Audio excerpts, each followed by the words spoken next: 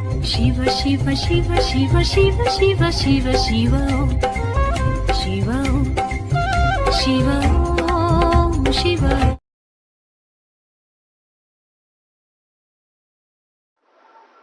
அனைவருக்கும் வணக்கம்.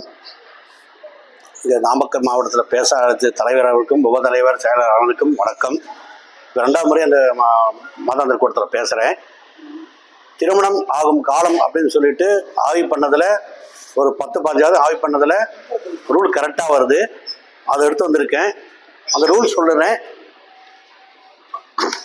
குடும்ப ஜோதிடம் களஞ்சியம் பாகம் புக்குன்னு ஒரு பழைய புக்கு இருந்தது.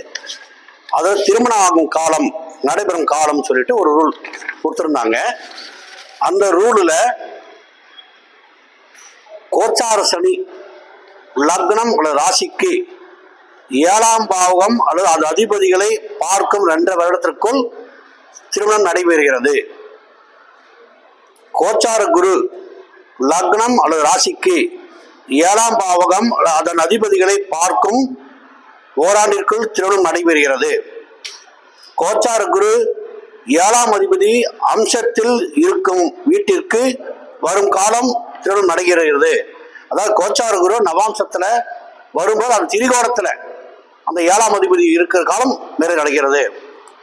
கோச்சார சூரியன் சந்திரனுக்கு 3, 6, 10 வரும் மாதங்களில் திருமணம் நடைபெறுகிறது. சந்திரன் இருக்கும் இடத்தில் கோச்சார சூரியன் வரும் மாதமும் திருமணம் நடைபெறுகிறது.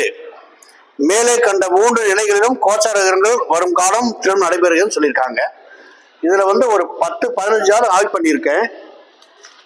அதுல எல்லாமே கரெக்டாக அந்த ரூல் வருது. எனக்கு மேரேஜ் ஆனது எங்க பக்கத்து வீட்டுக்காரங்க ஏத்து வீட்டுக்காரங்க எல்லாத்தையுமே ஆய்வு பண்ணதுல இந்த 3 ரூல் அப்ளை பண்ணி வந்திருக்கு.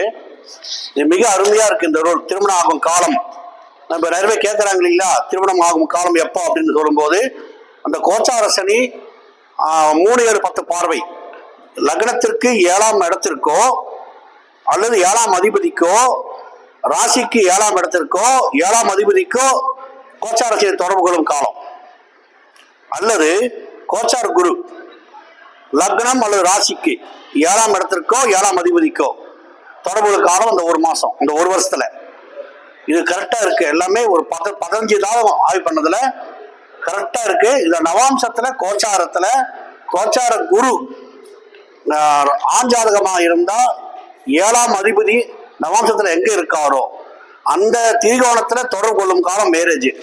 அல்லது சுக்கிரனுக்கு ஆணுக்கு லக்னத்துக்கு 7ஆம் அதிபதி நவாம்சத்தில் எங்க இருக்காரோ அல்லது சுக்கிரன் எங்க இருக்காரோ நவாம்சத்துல அதுக்கு திரிகோணத்துல கோச்சாருக்கு வரும்போது திருமணம் ஆகுது. ஒன்னா 7ஆம் பார்வை அல்லது 1-5 தொடர்பு. பெண்ணுக்கு லக்னத்துக்கு 7ஆம் அதிபதி அல்லது செவ்வாய் நவாம்சத்தில் எங்க இருக்காரோ அந்த இடத்திற்கு கோச்சார குரு தொடர்பு கொள்ளும் போது திருமணம் ஆகுது. 15 ஜாதகம் ஆய்வு பண்ணி கரெக்டா வச்சிருக்கேன்.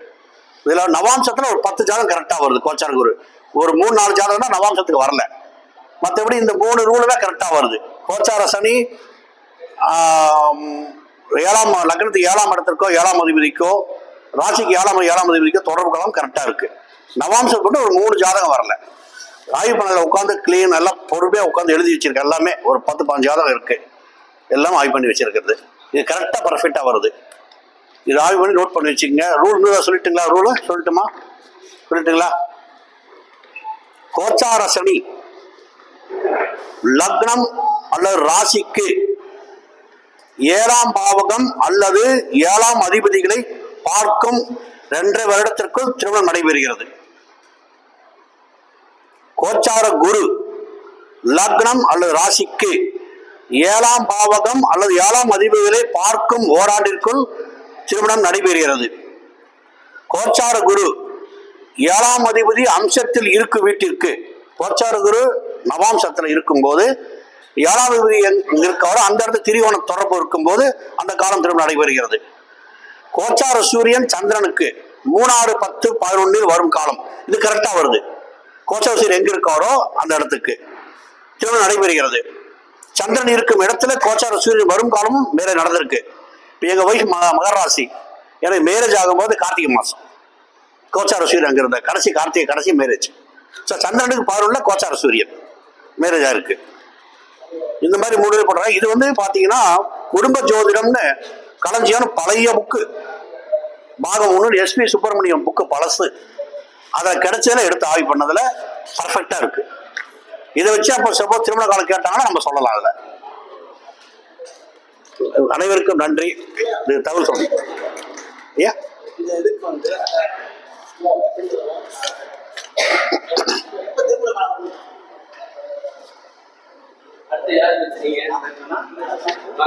நன்றி.